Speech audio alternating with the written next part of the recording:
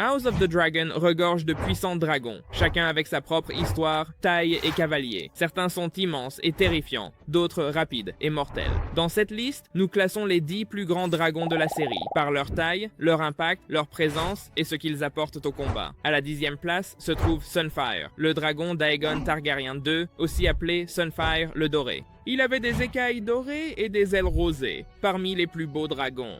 Aegon était fier de le monter. Mais pendant la guerre, à la bataille de Rook's Rest, les choses ont mal tourné. Aegon a affronté Meleys et Vhagar en chevauchant Sunfire. Cela s'est mal terminé. Aegon a été gravement brûlé, Sunfire touché. Bien qu'Aegon ait survécu, les jours de Sunfire étaient comptés. La série montre le chagrin d'Aegon et combien le dragon comptait. Sunfire n'était pas seulement une arme, c'était un compagnon. Sa mort a touché Aegon, écarté du combat. La danse des dragons a coûté cher aux hommes et aux dragons. Ces créatures étaient puissantes mais pas invincibles. C'est un Targaryen jusqu'au bout, fier, blessé, complexe. Il mesure 150 pieds, envergure 180, hauteur 22. 9e, Seasmoke, ex-cavalier Laenor Velaryon, puis Adam de Hull. Laenor a simulé sa mort avant, laissant Seasmoke sans cavalier. Les dragons n'acceptent pas de nouveaux cavaliers, sauf si l'original est vraiment mort. Comment Adam a-t-il pu se lier à lui? La maison Velaryon entretient des liens profonds avec les dragons et la mer, donc s'il y a quelqu'un qui pouvait y parvenir, c'est eux. On pense qu'Adam est le fils illégitime de Corlys Velaryon, ce qui tend une scène politique déjà chaotique. Dans les cercles targaryens, lignée et légitimité comptent, et en revendiquant Seasmoke, Adam est vu comme ayant du sang targaryen. Cela donne à la maison Velaryon un coup de pouce nécessaire dans la guerre civile. Seasmoke n'est peut-être pas le plus grand des dragons, mais il est rapide, agile et puissant. Son apparence élancée suit le style Velaryon. Il mesure 160 pieds de long, a une envergure de 180 pieds et atteint 25 pieds. En 8e position, on trouve Syrax, le dragon personnel de Rhaenyra Targaryen, nommé d'après une déesse valérienne. Ce qui distingue Syrax, c'est la façon dont elle a été élevée. Rhaenyra la gardait à l'abri, la laissant peu chasser. Contrairement à d'autres dragonniers comme Daemon, qui préparaient leurs dragons, Rhaenyra voyait Syrax comme une compagne plutôt qu'une arme. Cette approche douce signifiait que Syrax avait peu d'expérience hors de la sécurité de la fosse avant la danse des dragons. Syrax est peu apparu en action lors de la première saison, mais cela devrait changer. Avec Rhaenyra au cœur de la guerre civile, Syrax jouera un rôle plus important. Ce qui rend leur lien, c'est la tension. Il s'agit moins de pouvoir que de connexion. Syrax reste un dragon, et quand il faut se battre, elle peut causer du tort. Le style protecteur de Rhaenyra influencera Syrax en combat. Elle mesure 165 pieds de long, a une envergure de 190 pieds et atteint 27 pieds de haut. En 7e position, on trouve Caraxes, le dragon Bloodwyrm. Il est monté par Daemon Targaryen, dit le prince voyou. Caraxes a un corps long et un cou serpentiforme pour une apparence unique en vol. Il a d'abord servi Aemon Targaryen, acquérant une expérience du combat. Ainsi, lorsque Daemon le prend, Caraxes est déjà une bête aguerrie. Nous découvrons sa puissance pendant la campagne des Degrés de Pierre, où il se distingue. Ce n'est pas le plus grand des dragons, comparé à Vhagar ou Vermithor, mais sa rapidité et ses mouvements vifs le rendent redoutable. Sa couleur rouge et son apparence féroce le distinguent. Daemon l'utilise pour intimider et combattre. Ils prennent des places comme Harrenhal sans combat. Caraxes ne fait pas que rugir. Il pousse des hurlements stridents, qui terrifieraient quiconque se trouve du mauvais côté de la guerre. Avec l'intelligence de Daemon et la rapidité de Caraxes, ils sont un duo très commenté de la danse des dragons. Il mesure 220 pieds de long, a une envergure de 250 pieds et atteint 40 pieds de haut. 6e, Meleys, Reine Rouge. Elle meurt dans la série, mais sa puissance passée lui vaut sa place.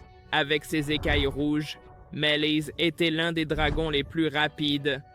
Cette rapidité donnait à ses cavaliers un avantage, au combat ou en retraite. Avant que Rhaenys Targaryen ne soit sa dernière cavalière, Meleys avait été montée par Alyssa Targaryen, mère du roi Viserys Pom et de Daemon Targaryen. Rhaenys et Meleys avaient un lien fort et formaient ensemble une force à considérer. L'une des scènes les plus intenses de House of the Dragon montre Meleys face à Vhagar. C'est un moment dramatique et tragique. La taille et l'âge de Vhagar lui donnent l'avantage et Meleys n'en réchappe pas. Elle mesure 260 pieds de long, a une envergure de 300 pieds et atteint 50 pieds de haut. En 5e position, on trouve Tessarion, surnommée la Reine Bleue en raison de ses flammes et de ses écailles bleu cobalt, montée par Daeron Targaryen, le plus jeune fils d'Alicent et Viserys. Bien qu'elle n'ait pas eu beaucoup d'importance, elle apparaîtra lorsque Daeron reviendra. Tessarion fait un tiers de Vhagar, mais la taille ne fait pas tout.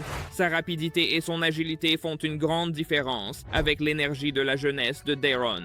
Bien qu'elle soit éclipsée par des dragons plus grands, il ne faut pas sous-estimer Tessarion.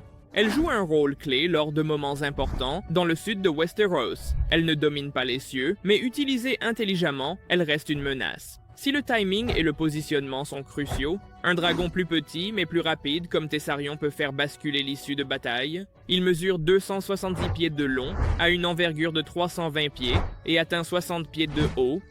En 4e position parmi les dragons, il y a Silverwing, la dragonne de la reine Alysanne Targaryen, sœur et femme de Jaehaerys le Sage.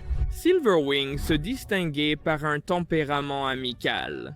Elle était moins agressive que les autres dragons targaryens, ce qui la rendait plus accessible. Plus tard, Silverwing rejoint les Noirs pendant la guerre civile targaryenne.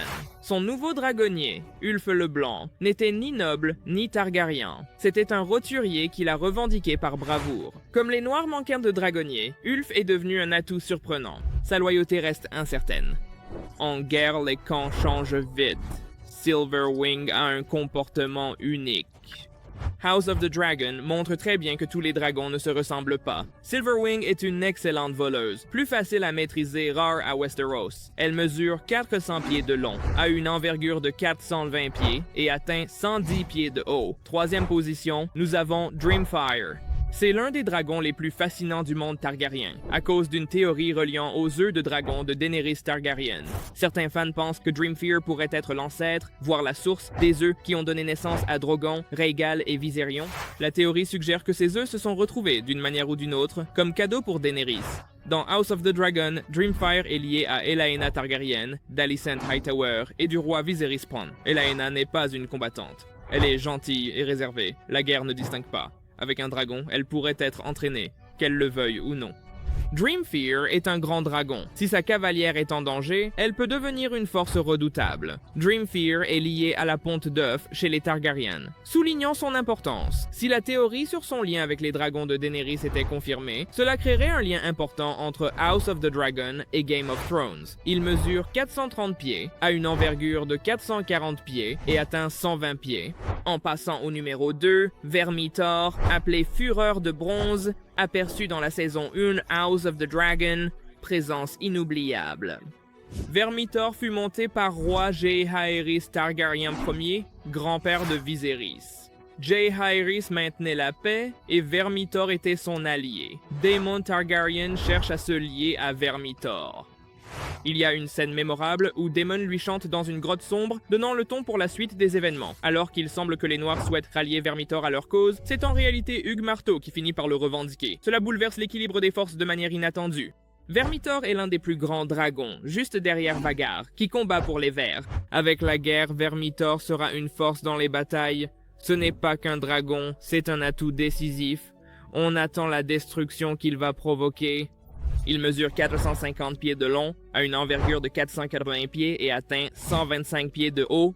En première position, nous avons Vhagar. Elle est gigantesque, ancienne, et tellement puissante que les gens sont terrifiés rien qu'en entendant son nom. L'histoire de Vhagar remonte à avant la conquête d'Aegon. À l'origine, elle fut montée par Visenya Targaryen, sœur d'Aegon, au début de l'ascension des Targaryen. Au fil des années, elle s'est fait connaître dans les batailles, notamment à la danse des dragons. Son vécu de guerre est inégalé. Aucun autre dragon n'a traversé autant d'épreuves. Son nom vient d'un des anciens dieux valériens, renforçant l'aura ancienne et puissante. Parmi ses cavaliers figurent le prince Baelon Targaryen, Lady Laena Velaryon et le prince Aemond Targaryen, l'œil unique. Les fans se rappellent quand Aemond l'a revendiqué. Elle a été cachée près de Rook's Rest pour surprendre les ennemis, y compris Rhaenys Targaryen. Vhagar n'est pas seulement imposante, elle est intelligente, expérimentée et redoutable. Elle mesure 450 pieds de long, a une envergure de 500 pieds et atteint 130 pieds de haut. C'est tout pour cette vidéo. Pour voir une autre vidéo, regardez celle à l'écran et cliquez. Allez-y, cliquez.